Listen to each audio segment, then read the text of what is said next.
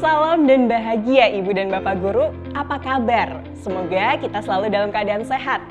Secara garis besar kita akan mengenal 4 komponen dalam modul project, cara mengidentifikasi dan menentukan tujuan belajar merancang desain modul project yang efektif, serta menentukan bentuk asesmen yang sesuai.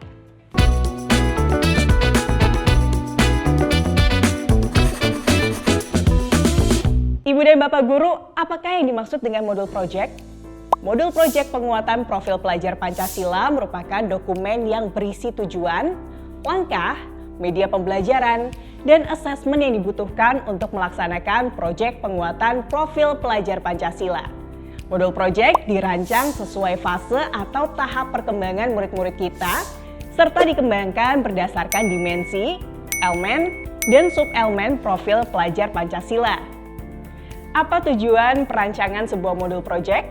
Modul project dapat digunakan sebagai panduan bagi guru dalam melaksanakan kegiatan project. Modul project profil dilengkapi dengan komponen yang menjadi dasar dalam proses penyusunannya. Komponen-komponen ini dibutuhkan untuk kelengkapan pelaksanaan pembelajaran. Ada 4 komponen utama dalam sebuah modul project, yaitu pertama, profil modul, yang kedua, tujuan, yang ketiga, aktivitas, dan yang terakhir, assessment. Pada prinsipnya, guru atau tim fasilitator memiliki kebebasan untuk mengembangkan komponen dalam modul project sesuai dengan kondisi sekolah dan kebutuhan murid. Modul dapat diperkaya dengan menambahkan beberapa komponen berikut. Deskripsi singkat project profil, pertanyaan pemantik untuk memancing diskusi atau proses inquiry murid, alat, bahan, serta media belajar yang perlu disiapkan, dan referensi pendukung. Guru boleh membuat modul project sendiri menggunakan modul project yang telah tersedia, bahkan mengkreasikan modul yang sudah ada dan menyesuaikan dengan kondisi di satuan pendidikan masing-masing. Ibu dan Bapak, guru perlu menetapkan tujuan belajar yang jelas dan objektif di dalam modul project agar proses pembelajaran dapat berjalan dengan efisien. Tujuan belajar harus sesuai dengan karakteristik murid, kurikulum, dan profil pelajar Pancasila. Silabus kurikulum dan aneka referensi tentang profil pelajar Pancasila tentunya sudah tersedia dan dapat diakses dengan mudah oleh Ibu dan Bapak Guru. Tugas kita selanjutnya adalah memahami murid-murid kita. Ini dapat dimulai dari mengidentifikasi aneka kebutuhan mereka. Misalnya, murid-murid kita ternyata banyak yang menyenangi kegiatan praktik langsung atau hands-on. Kita juga perlu mengetahui sejauh mana kemampuan murid-murid kita. Adakah kemampuan prasyarat yang perlu mereka kuasai? Sudahkah mereka menguasainya? Jika belum, maka apa yang bisa guru lakukan? Memodifikasi kegiatan atau mengajarkan kemampuan prasyarat itu terlebih dahulu. Konteks keluarga, sosial, dan budaya juga menjadi bahan pertimbangan yang penting. Dengan berdiskusi dengan murid dan rekan guru yang lain, kita dapat mendapatkan gambaran sekaligus masukan terkait konteks ini. Nah, agar lebih jelas, yuk kita belajar bersama teman-teman guru kita. Salah satunya Bu Dora dari SD Perintis. Bu Dora adalah seorang guru kelas 4 SD. Ia hendak mendiskusikan topik pengelolaan sampah bersama murid-muridnya. Topik ini merupakan turunan dari tema gaya hidup berkelanjutan. Dari hasil asesmen diagnostik yang dilakukan Bu Dora pada awal kegiatan terlihat bahwa murid-murid Bu Dora adalah anak-anak yang kreatif, senang bergerak, serta cukup terampil dalam membuat perencanaan. Setelah berdiskusi, mereka sepakat bahwa proyek yang akan mereka lakukan untuk tema ini adalah memilah sampah berdasarkan bahannya. Dengan melihat perkembangan anak pada usia kelas 4 SD, Bu Dora melihat murid-muridnya sudah mampu melakukan hal tersebut. Apalagi memilah sampah adalah kebiasaan pengelolaan sampah yang baik untuk dilakukan sejak kecil. Bu Dora banyak mengajukan pertanyaan pemantik yang bertujuan untuk mencari tahu bentuk kontribusi yang dapat dilakukan murid-muridnya dalam proyek ini. Dari diskusi tersebut, maka beberapa tujuan belajar yang dapat ditetapkan oleh Bu Dora dalam modul proyeknya adalah Mengenal cara memilah sampah sebagai bagian dari pengelolaan sampah rumah tangga.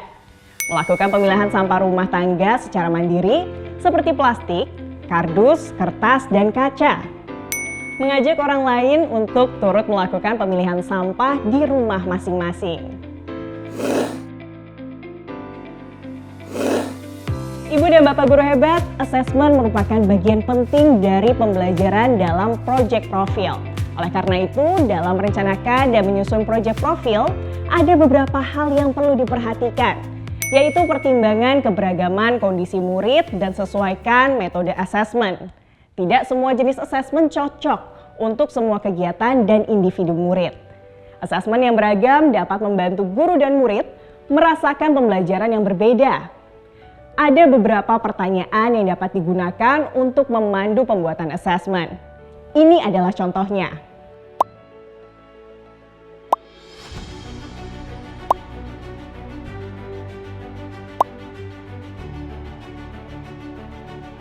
Asesmen yang dibuat bukan hanya berfokus pada produk pembelajaran, tetapi juga berfokus pada dimensi, elemen, dan subelemen profil pelajar Pancasila yang disasar. Indikator perkembangan subelemen berguna untuk mengetahui kemajuan pencapaian tujuan proyek.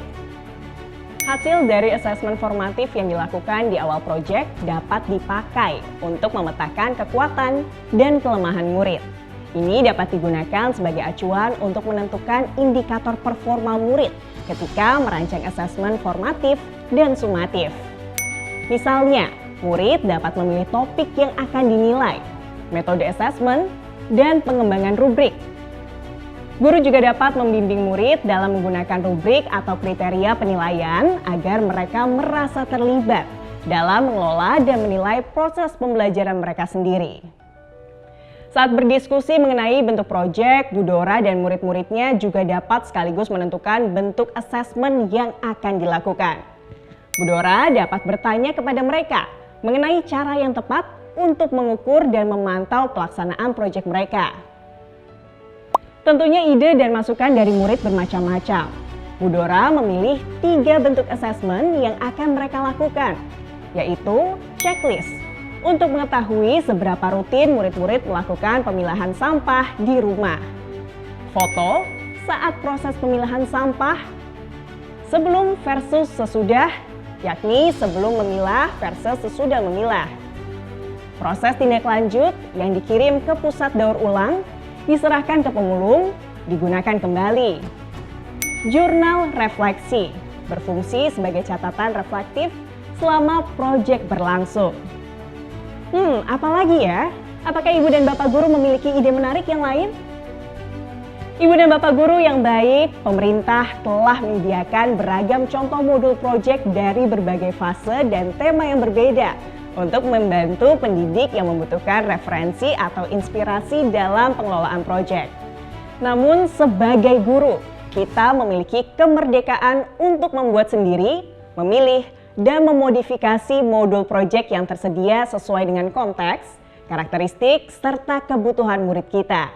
Jangan ragu untuk terus berkarya Ibu dan Bapak Guru. Selamat berprojek, salam dan bahagia.